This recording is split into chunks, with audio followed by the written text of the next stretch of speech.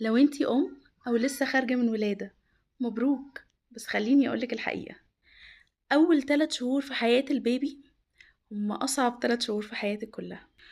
وده مش لأنك مش قدها، بس لأن مفيش كتالوج هيقولك تعملي ايه لما البيبي يفضل يعيط 3 ساعات متواصلة من غير سبب.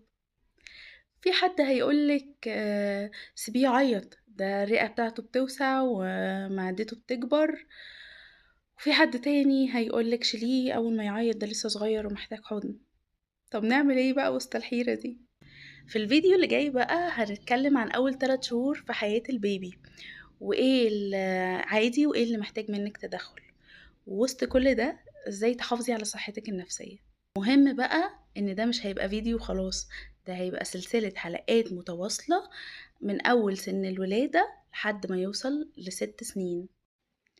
يعني لو عايزة محتوى واقعي من أم زيك عايشت كل ده، تابعيني من دلوقتي وخليكي جاهزة للفيديو اللي جاي. باي.